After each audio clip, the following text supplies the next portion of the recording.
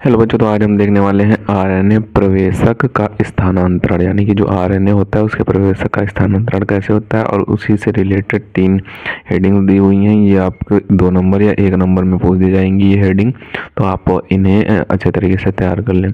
तो आरएनए प्रवेशक का स्थानांतरण देखने वाले, तो इसमें दिया हुआ है कि डीएनए श्रृंखला की लंबाई बढ़ने के कारण इससे जुड़ा आरएनए प्रवेशक श्रृंखला से हट जाता है। यानी कि जब डीएनए की श्रृंखला की लंबाई बढ़ जाती है तो जो इससे जुड़ा आरएनए प्रवेशक होता है वो श्रृंखला से हट जाता है। इसी से रिलेटेड 3 डिफिनीशन दी हुई हैं, तो इन्हें आप अच्छे तरीके से देख लें और समझ लें और अच्छे से तरीके से तैयार कर लें, क्योंकि ये 2 नंबर या 1 नंबर में पूछ दी जाती है। तो पहली डिफिनीशन दी हुई है रेप्लिकॉल, इसमें दिया हुआ है सुकेंद्रकीय कोशिकाओं में प्रतिकृति आरंभक कतारबद्ध होते हैं। यानी कि सुकेंद्रकीय कोशिकाओं में क्या होता है, प्रतिकृति आरंभक कतारबद्ध होते हैं, रेप्लिकॉल कहलाते हैं। यानी कि जो प्रतिकृति आरंभक कतारबद्ध होते हैं उन्हें ही रेप्लिकॉल कहते हैं, वो रेप्लिकॉल कहलाते हैं।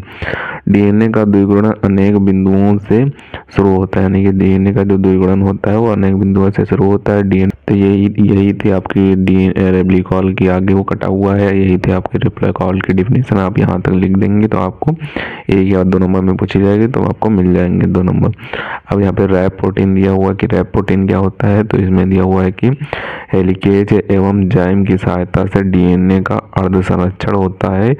इस एंजाइम को रैप प्रोटीन कहते हैं। यानी कि हेलिकेज और जाइम की सहायता से डीएनए का अर्ध संरक्षण होता है, और इससे जो एंजाइम प्राप्त होता है उसे ही इस एंजाइम को ही रैप प्रोटीन कहते हैं। और यहाँ पे तीसरा पॉइंट दिया हुआ है, तीसरी डिफिनीशन दी हुई है, जो भी 1 नंबर में या 2 नंबर में पूछ दी जाती है कभी कभी।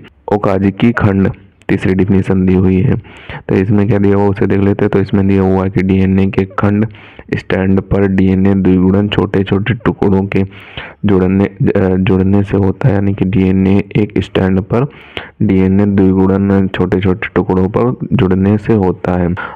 इन टुकड़ों को ही डीएनए का ओकाज़की खंड कहते हैं। यानी कि जो टुकड़े होते हैं इन्हें ही डीएनए का ओकाज़की खंड कहते हैं। तो यही थी आपकी आरएनए प्रवेशक का स्थानांतरण से रिलेटेड डिफिनीशन। तो सबसे पहले आप ऊपर से इसका स्क्रीनशॉट कर लें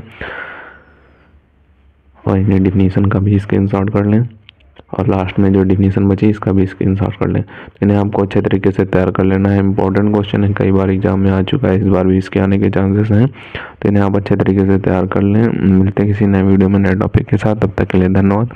अगर अभी तक आपने हमारे चैनल को सब्सक्राइब नहीं किया तो सब्सक्राइब जरूर कर लें, क्योंकि हम क्लास 12 से रिलेटेड इंपॉर्टेंट टॉपिक को वीडियो डालते रहते हैं।